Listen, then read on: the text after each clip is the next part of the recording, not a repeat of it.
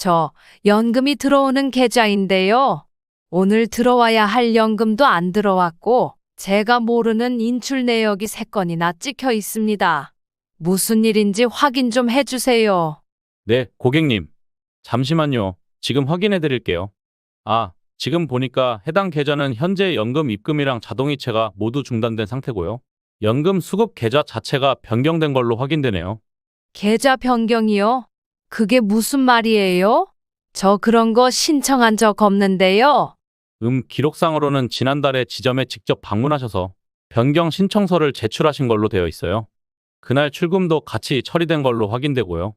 그게 무슨 말이에요?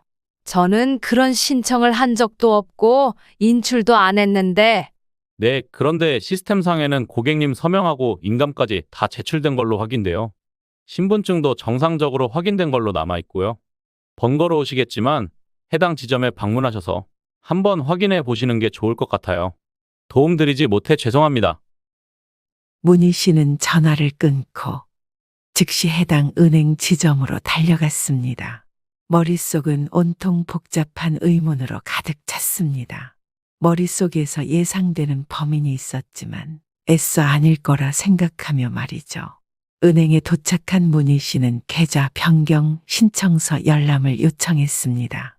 직원이 출력해준 서류를 받아든 순간 서명란에 쓰인 이름을 보고 문희 씨는 입을 틀어막았습니다. 분명 자신의 이름이 맞았지만 필체는 익숙했습니다. 예상대로 아들이었습니다. 경기도 외곽의 오래된 아파트 단지. 계단식 구조의 나무 계단이 덜그럭거리는 그 건물 4층에 이번 사연의 주인공인 조문희 씨가 살고 있었습니다. 20평짜리 전세 아파트.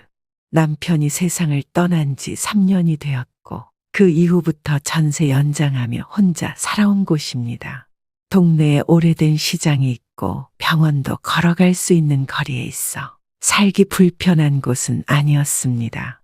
엘리베이터가 없어 장을 보고 올라오는 길은 늘 숨이 찼지만 이 가격에 그 정도는 괜찮은 편이었습니다.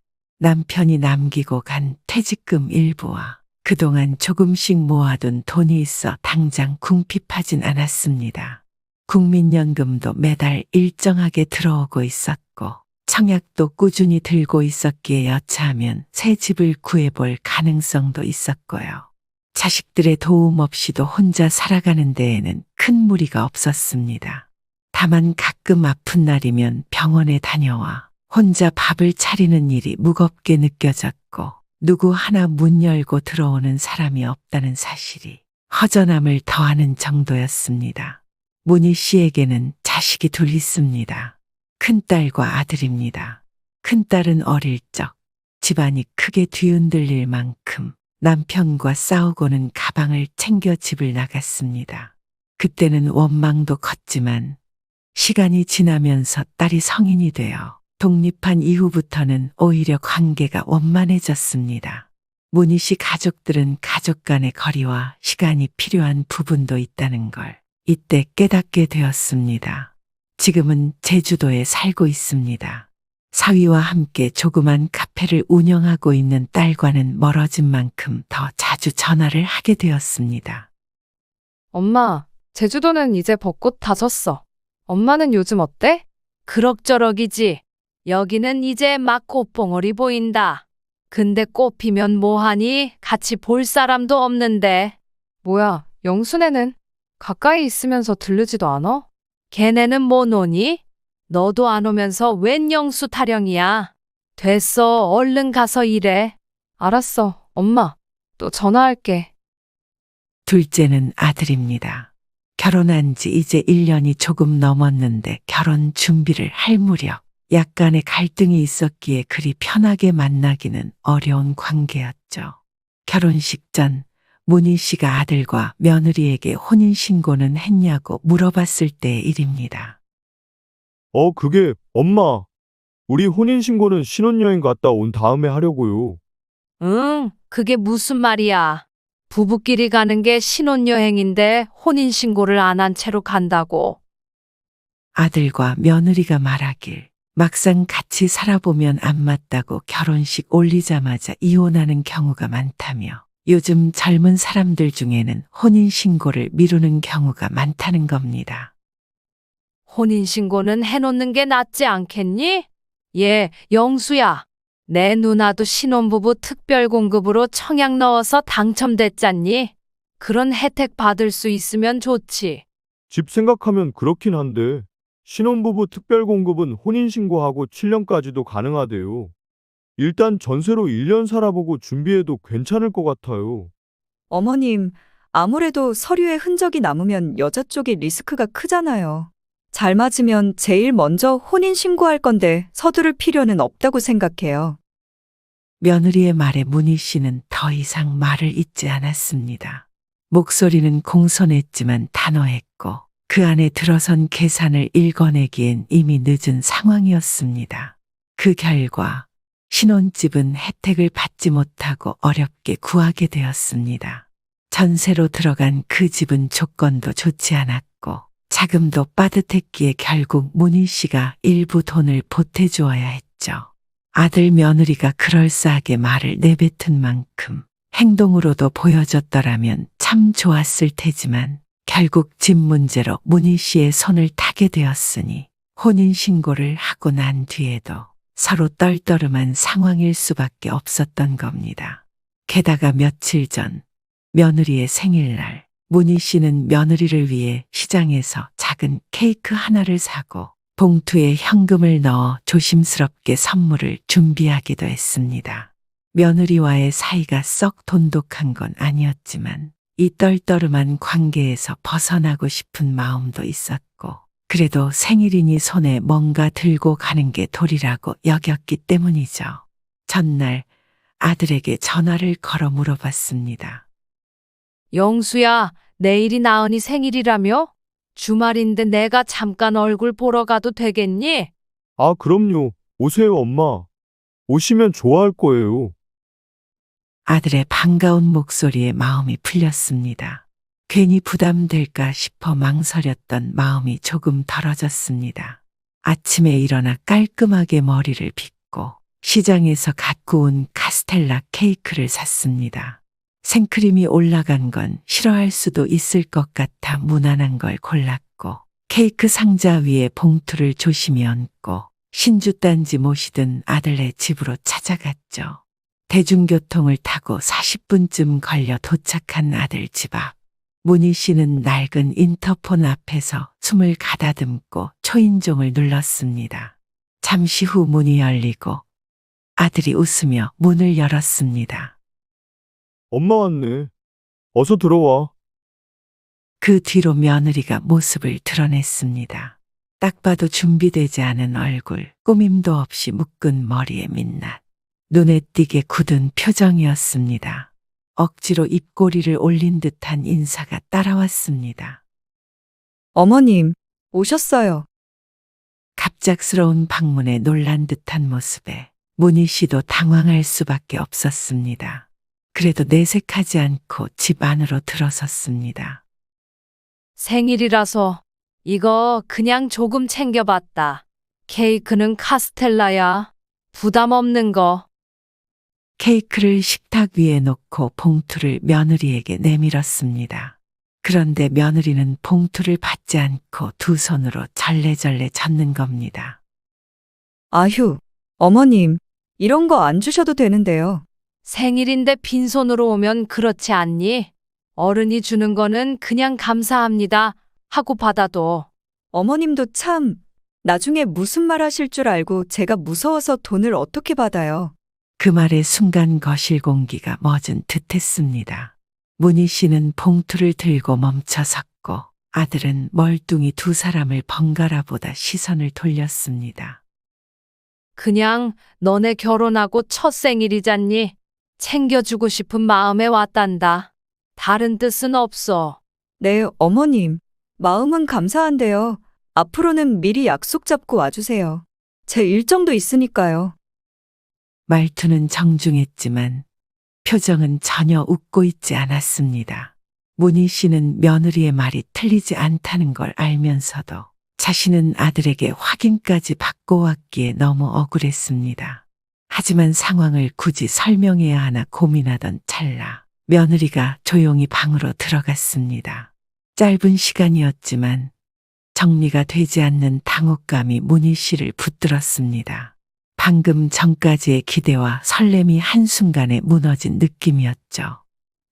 영수야, 너 며느리한테 내가 온다고 말 안 했니?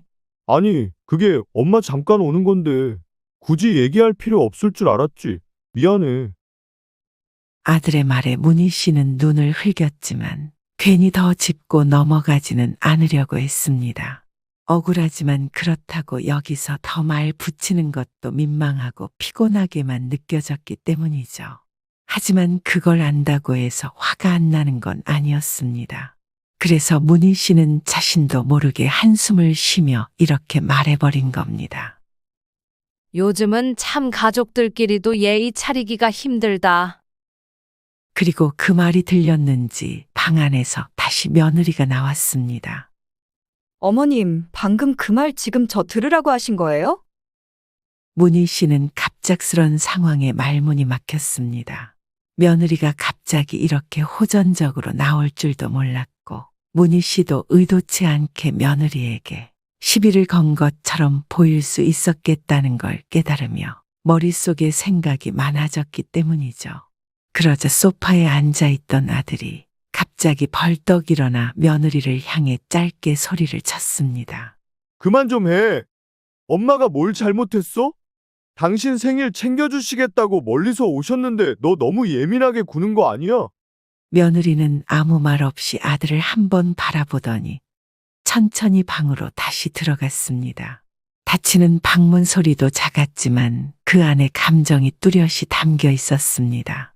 상황은 더 안 좋아졌지만 문희 씨는 왠지 아들이 자기 편이라는 안도감이 들었죠. 그날 아들은 문희 씨를 차로 집까지 데려다 주었습니다. 차 안에서 조용히 운전하던 아들이 말했습니다. 엄마, 미안. 와이프가 요즘 스트레스가 많대. 그래도 난 엄마 편인 거 알지? 으휴, 그래도 결국엔 제 마누라 감싸주는 것 봐. 알겠다, 알겠소.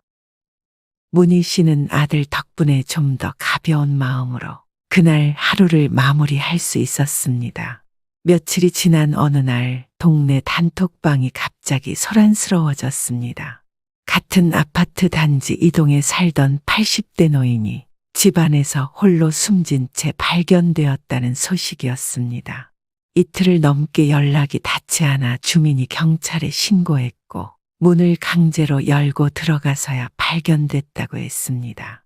단지 사람들 사이에서 이 얘기는 순식간에 퍼졌고 그날 저녁에는 지역 뉴스에도 나왔습니다. 독거노인 고독사라는 자막이 화면을 채웠고 인터뷰 장면에선 누군가 앞으로는 서로 좀 더 관심을 가져야 해요 라고 말하고 있었습니다. 뉴스를 보던 문희 씨는 손에 들고 있던 컵을 내려놓았습니다. 집안은 조용했고 창밖으로는 바람이 나뭇가지를 흔들고 있었습니다. 그 순간만큼 정막이 깊게 느껴진 적이 없었던 것 같았죠. 같은 단지에서 엘리베이터도 함께 탔던 얼굴이었기에 마음이 더 무거워졌습니다. 그 노인의 죽음이 남 일처럼 느껴지지 않았습니다. 아파트 복도를 걸으며 가끔 마주쳤던 눈빛, 인사 대신 서로 고개만 까딱하던 순간들이 떠올랐습니다. 그날 밤 아들과 통화를 하던 중 자연스럽게 그 이야기를 꺼내게 되었죠. 이번에 이동해서 돌아가신 어르신 말이야. 혼자 사셨는데 돌아가신 걸 아무도 몰랐대. 3일이나 지나서야 발견됐다더라. 진짜? 엄마, 요즘 그런 일이 많다고는 들었는데 주변에서 일어나니까 더 와닿네. 너무 무섭다. 바로 옆 단지에서 그런 일이 일어나다니. 문희 씨는 아들의 목소리를 듣고 잠깐 안도를 했습니다. 그 걱정이 자신의 안부를 염려해서 나온 것 같아 마음 한편이 따뜻해졌죠. 그러나 이어지는 말이 뭔가 갑작스러웠습니다. 엄마, 마침 우리도 곧 전세 만기잖아. 우리 같이 사는 거 어때요? 진지하게 생각해보자. 생각하지 못했던 말이었습니다. 바로 얼마 전 며느리 생일날 그 꼴을 겪고서도 이런 말을 하다니 며느리와의 사이는 농담으로라도 편하다고 할 수 없었습니다. 그런 상황에서 갑자기 합가 이야기를 꺼내다니 아들이 눈치가 없어도 상당히 없다고 생각하며 문희 씨는 말끝을 조심스럽게 골랐습니다. 나는 내 공간이 필요해. 너희도 아직 신혼인데 괜히 불편할까 싶고 서로 사는 방식이 있는데 갑자기 한 집에 얹히면 서로 조심스럽기만 하잖니. 엄마, 사실 요즘 진짜 집 구하기가 너무 힘들더라고요. 전세 물건도 없고 시세는 훅 올라가고 이참에 엄마랑 우리 합쳐서 더 크고 좋은 집에서 같이 살면 서로 좋잖아. 엄마 혼자 계신 것도 걱정되고. 걱정이라는 말이 달콤하게 들리기도 했지만 아들 며느리 집 전세금 보태봤자 갈 수 있는 곳은 뻔했기에 문희 씨에게는 의미 없는 일이라고 생각했습니다. 생각해 볼게. 지금은 딱 답을 못 주겠다. 문희 씨가 애둘러 거절한 말에 아들은 눈에 띄게 실망했지만 더 말을 보태지는 않았습니다. 그리고 며칠 뒤 큰딸과 통화를 하면서 문희 씨는 이번에 있었던 많은 이야기들을 나누게 되었죠. 영현아, 며칠 전에 우리 단지 이동해서 혼자 사시던 어르신 돌아가셨다고 했잖아. 응, 진짜 너무 속상하다. 여기도 그런 일 정말 많아. 엄마도 이상 있으면 바로바로 병원 가, 알았지? 문희 씨는 잠시 머무시다가 아들과의 통화를 떠올리며 이야기를 이어갔습니다. 안 그래도 그 얘기하다가 영수가 그러더라고. 걔네 전세 만기도 다 돼가는데 이번 기회에 같이 살면 어떻겠냐고. 나 혼자 있는 거 걱정된다고. 그래. 걔네 청약 떨어졌나 보네. 문희 씨는 그 말에 깜짝 놀랐습니다. 응? 청약 넣었었다는 얘긴 난 처음 듣는다. 엥? 엄마 몰랐어? 나 얼마 전에 걔랑 톡하다가 들었는데 우리 청약 넣을 때 가산점 어땠는지, 경쟁률은 얼마였는지 막 묻더라고. 전세 만기라 좀 급해 보이긴 했어. 문희 씨는 순간 마음이 먹먹해졌습니다. 아들이 청약을 넣었다가 떨어졌다는 말을 다른 사람도 아닌 자신에게는 털어놓지 않았다는 사실이 마음에 걸렸습니다. 서운하기보다는 힘들면서도 괜히 짐될까 싶어 숨긴 건 아닐까 싶어 안타까웠습니다.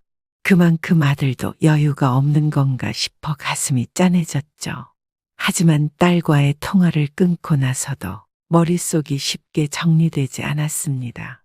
전화를 나눈 날 아들은 청약 이야기는커녕 집 구하기가 어렵다는 말만 했을 뿐 그 외엔 구체적인 설명이 없었습니다. 아들의 말이 정말 걱정해서 비롯된 것이라 믿고 싶었지만 한켠에서는 혹시 문희 씨 명의로 청약이라도 해볼 생각이 있었던 건 아닐까 하는 생각이 조심스럽게 떠올랐습니다. 그랬다가 문희 씨가 합가 자체를 거절하니 말도 못 꺼내보고 조용히 물러선 건 아닐까. 마음이 애매하게 흔들리기 시작했습니다. 아니나 다를까. 며칠 뒤 아들이 문희 씨에게 전화를 걸어왔습니다. 엄마, 나 지금 통화 괜찮아? 잠깐 얘기 좀 하고 싶어서. 그래, 집 때문이야?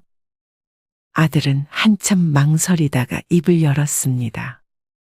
응, 우리 요즘 출퇴근이 너무 힘들어서 서울 쪽으로 집을 옮기려고 했거든. 그래서 사실 청약을 넣었었는데 떨어졌어요. 경쟁률이 너무 높더라. 그래서 다시 전세 알아보려는데 서울은 전세금이 너무 비싸. 그 말에 문희 씨는 속으로 천천히 숨을 들이마셨습니다. 청약을 넣었다는 말도 이제서야 털어놓고 집값 얘기도 어쩐지 조심스럽게 말꼬리를 흐리고 있는 게 좀 얄미웠습니다. 재계약하려고 해도 집주인이 전세금 올린다고 하더라. 지금 있는 곳도 감당이 쉽지 않아서. 그러게, 처음부터 첫 단추를 잘 꼈어야지. 혼인신고도 안 하겠다고 버티더니 결국 이 모양이지. 잔소리를 할 생각은 아니었지만 말은 자연스레 흘러나왔습니다. 이미 신혼집 마련할 때 보태준 돈이 얼마인데 또다시 뭔가를 요청받는 기분이 드는 순간 말투에 힘이 들어가 버리고 말았죠. 엄마, 우리도 지금 후회하고 있어. 진짜야, 그땐 우리가 생각이 너무 어렸어요. 아들의 말은 진심처럼 들렸습니다. 기가 죽은 듯해서 문희 씨는 더는 뭐라고 말을 덧붙이지 않았습니다. 근데 지금 상황은 해결해야 하니까 대출을 조금 더 받으려는데 조건 중에 가족 중에 일정 소득 이상 연금 수령자가 있으면 가산점이 붙는 항목이 있대. 그런 건 네 이름으로 해야지. 왜 내 연금이랑 연관이 돼? 엄마 이름으로 대출 받는 건 아니야. 그냥 소득 보조 자료로 쓰는 거야. 은행에서는 공식 서류로만 확인 가능하니까 그 통장 한 번만 가져가서 잔고 증명서 뽑아오는데 쓰면 안 될까요? 엄마가 같이 가도 되는데 번거로우실 테니까 우리가 다 알아서 할게. 응? 설명은 자세했지만 오히려 문희 씨는 찜찜함을 지울 수 없었습니다. 말이 길어질수록 더 경계하게 되는 기분이 들었습니다. 너네가 대출 받는데 왜 내 잔고 확인이 필요해? 말도 안 되는 소리 말어. 난 모르겠으니까 너네끼리 알아서 해. 나는 너네 결혼할 때 충분히 도와줬다. 짧고 단호한 말. 통화는 그 말 이후 빠르게 종료되었습니다. 거절은 처음이 어려워서 그렇지 그래도 눈 딱 감고 거절하니까 마음이 편해졌습니다. 그러나 다음 날 오후 아들과 며느리가 나란히 현관문 앞에 서 있었습니다.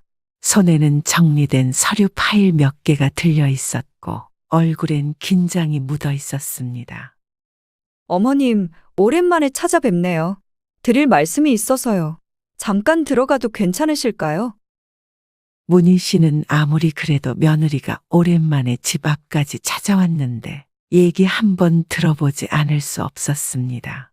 집 안으로 들어온 둘은 조심스럽게 식탁 앞에 앉아 서류들을 펼쳐 순서대로 놓았습니다. 엄마, 이게 그 서류들이에요. 보시면 알겠지만 대출은 우리 이름으로 하고 엄마 명의로는 아무것도 안 해. 이건 그냥 심사에 필요한 참고 자료야. 하루면 끝나. 잠깐만 빌려주시면 바로 반납할게. 아들이 그렇게 말해도 문희 씨는 서류에 적힌 복잡한 용어들이 도무지 눈에 들어오지 않았습니다. 그러던 중 며느리가 천천히 말을 꺼냈습니다.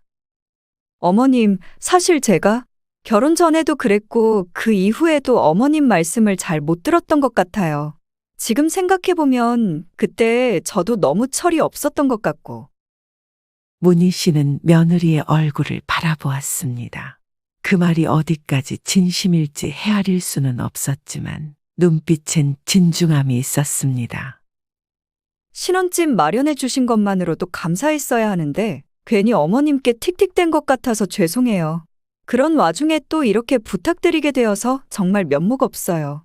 그래도 괜찮으시면 한 번만 더 도와주시면 정말 감사할 것 같아요. 한동안 침묵이 흘렀습니다.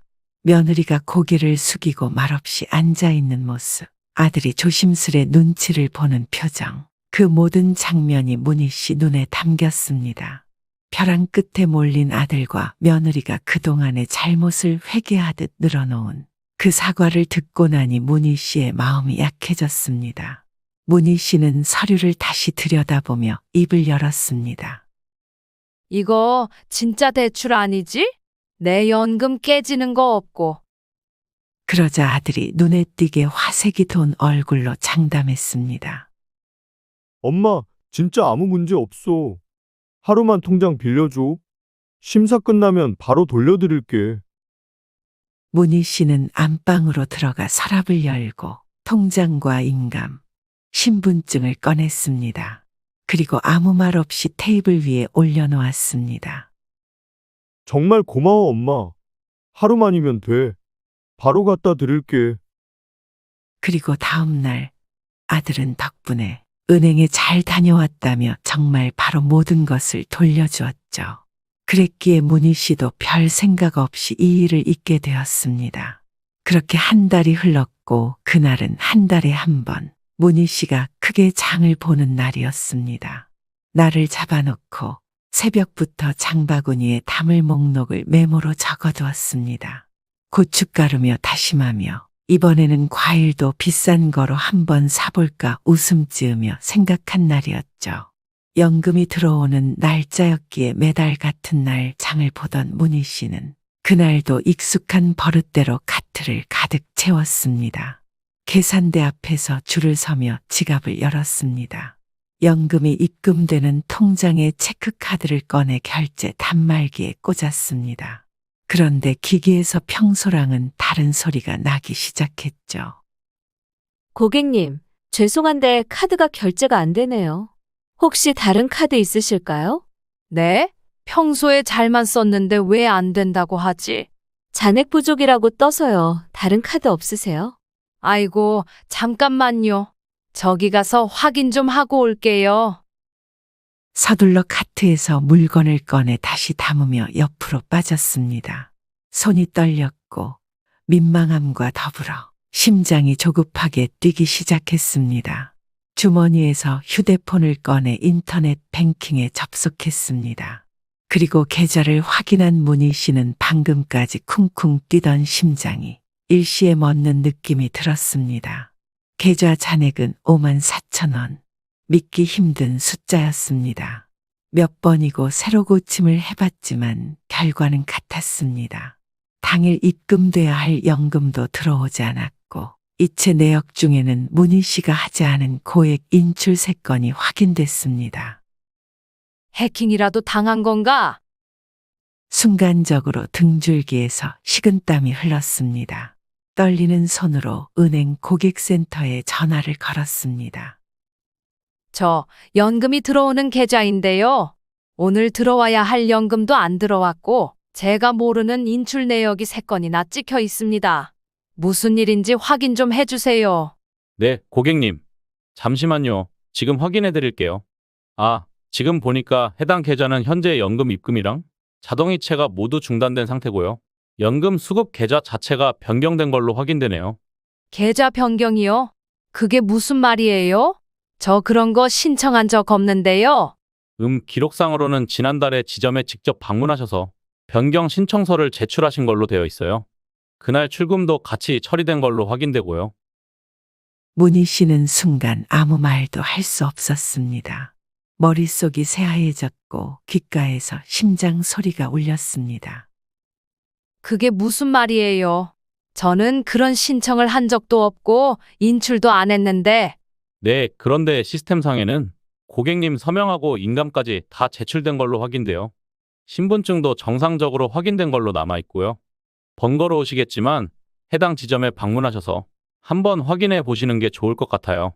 도움드리지 못해 죄송합니다. 문희 씨는 전화를 끊고 즉시 해당 은행 지점으로 달려갔습니다. 머릿속은 온통 복잡한 의문으로 가득 찼습니다.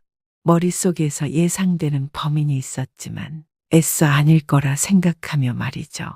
은행에 도착한 문희 씨는 계좌 변경 신청서 열람을 요청했습니다. 직원이 출력해준 서류를 받아든 순간 서명란에 쓰인 이름을 보고 문희 씨는 입을 틀어막았습니다. 분명 자신의 이름이 맞았지만 필체는 익숙했습니다. 예상대로 아들이었습니다. 문희 씨는 서류 하단의 위임장까지 살펴보았습니다. 위임자란에 적힌 이름은 문희 씨였고 서명도 인감도 찍혀 있었습니다. 하지만 그것이 자신이 직접 한 것이 아님은 명백했습니다. 몇 주 전 아들이 찾아와 연금 통장을 요청했던 장면이 뇌리를 강하게 스쳤습니다.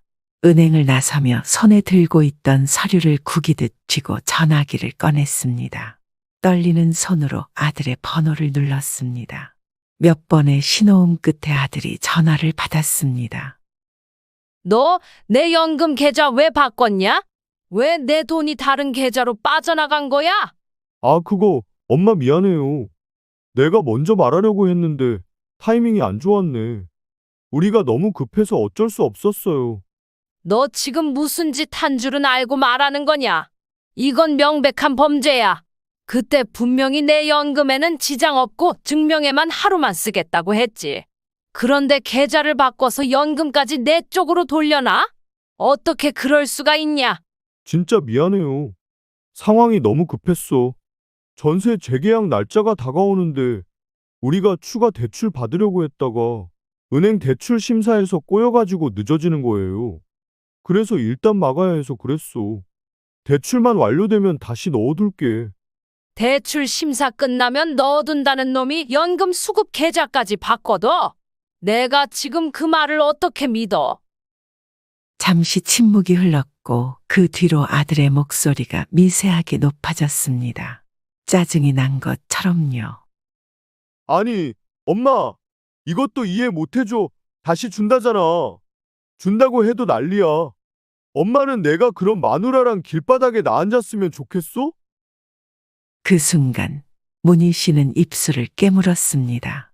지금 이 전화는 해명이 아니라 협박에 가까웠습니다.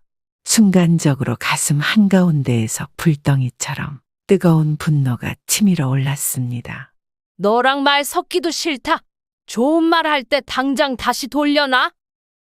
전화를 끊자마자 문희 씨는 숨도 고르지 못한 채 큰딸에게 전화를 걸었습니다. 수신음이 두어 번 울린 후 딸이 전화를 받았습니다. 영연아, 지금 통화 가능하니? 엄마, 무슨 일이야? 목소리가 왜 그래? 문희 씨는 입술을 꾹 다문 채 잠시 숨을 고르고 조심스럽게 입을 열었습니다. 지금 방금 은행 다녀왔는데 영수가 내 연금 통장 계좌를 바꿔놨더라? 뭐? 그게 무슨 말이야? 엄마 천천히 좀 말해봐. 내 인감으로, 내 서명으로? 내가 그런 거 바꿔달라고 한 적도 없고 통장은 심사용으로 잠깐 쓰라고 한 거였는데 연금 들어오는 계좌까지 통째로 갈아버렸다고. 엄마, 지금 너무 흥분하셨어요.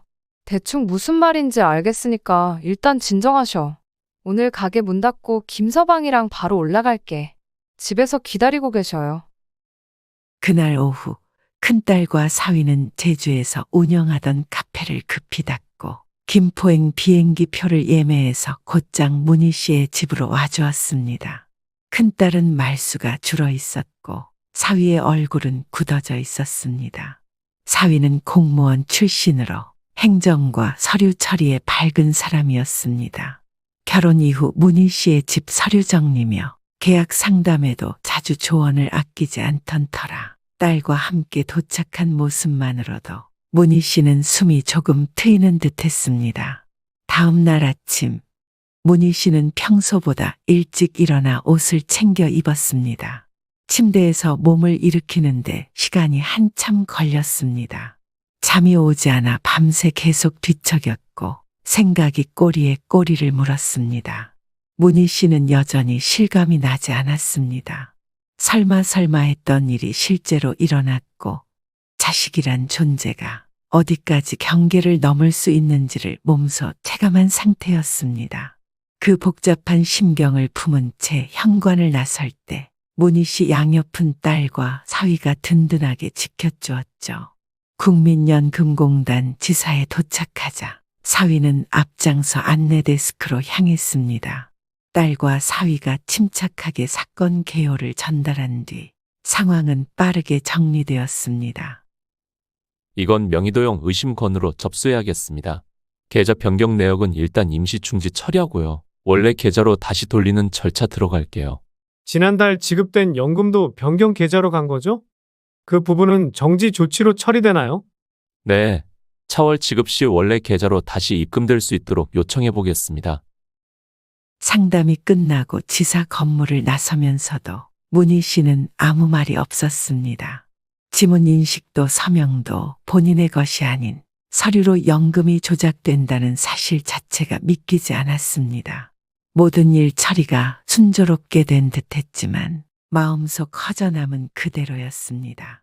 딸은 차 안에서 조심스럽게 물었습니다.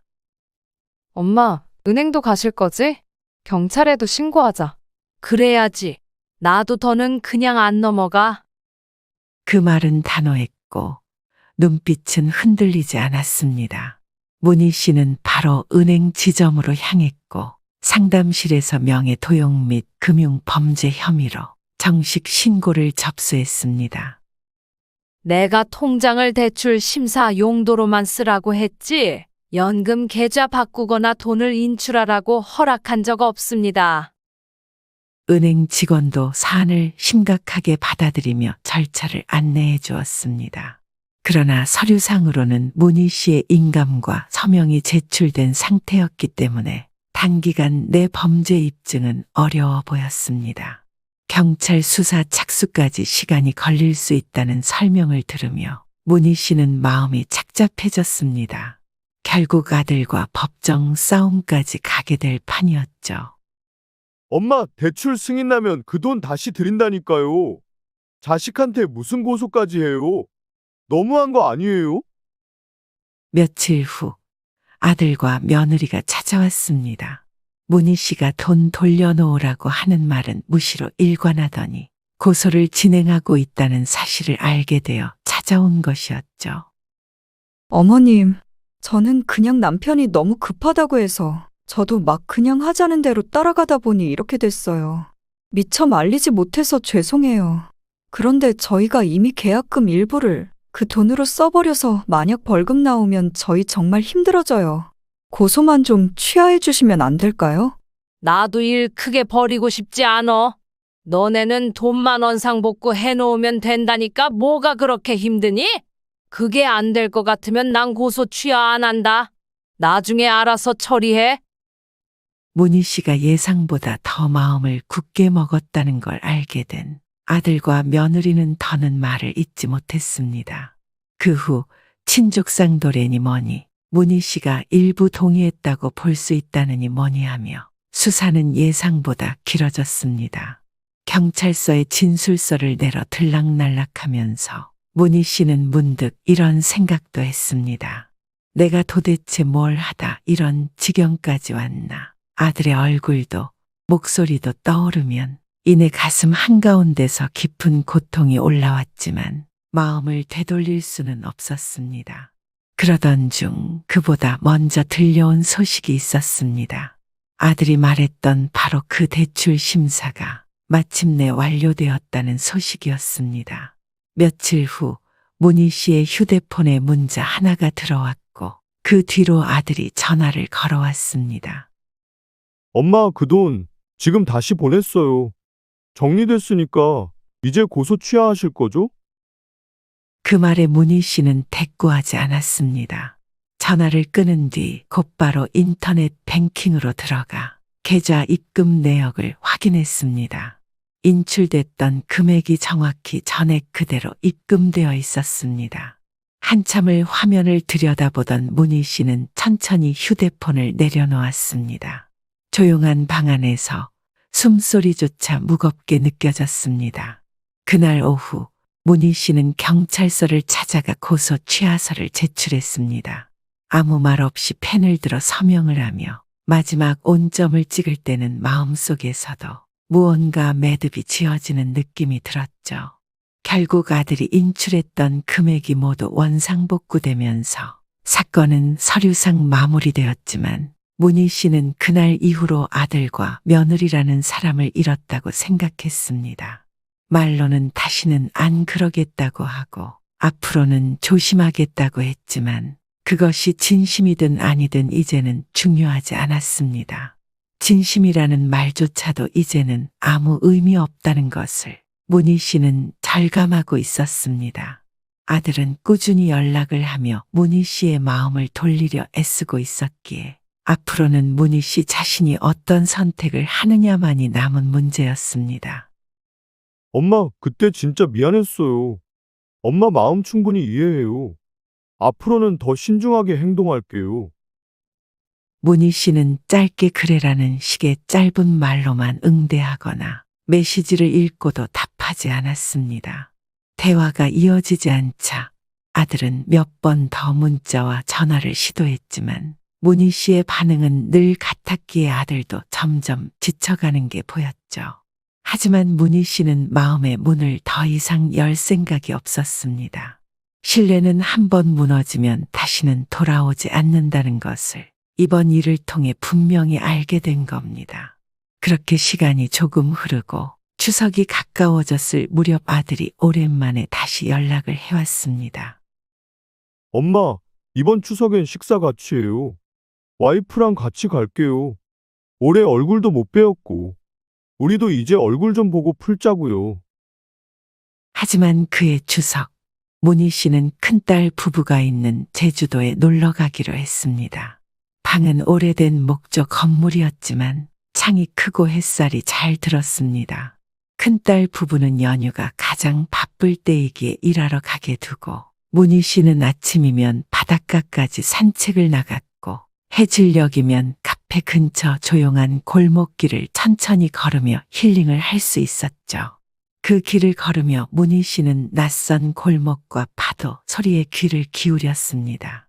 어쩌면 그 고요한 소음 속에서 자신도 모르게 움츠러들었던 삶이 다시 숨을 쉬기 시작한 것일지도 몰랐습니다. 그제야 문희 씨는 알 수 있었습니다. 사람은 용서하지 않아도 앞으로 걸어갈 수 있다는 사실을, 가족이라는 이유만으로 참고 받아들였던 많은 일들을 이제는 더 이상 자신의 몫으로 떠안을 필요가 없다는 것을 깨달은 겁니다. 문희 씨는 이제 누군가의 엄마나 장모 이전에 자기 삶을 책임지는 한 사람으로 남고 싶었습니다. 더는 누군가의 감정과 사정에 맞춰 자신을 덜어내지 않겠다고 다짐했습니다. 낡은 신발을 벗어두고 새로 맞춘 운동화를 신고 문희 씨는 바람이 불어오는 쪽으로 천천히 걸었습니다. 어디까지 갈 수 있을지는 몰랐지만 적어도 더는 되돌아가지 않을 거라는 마음만큼은 분명했습니다.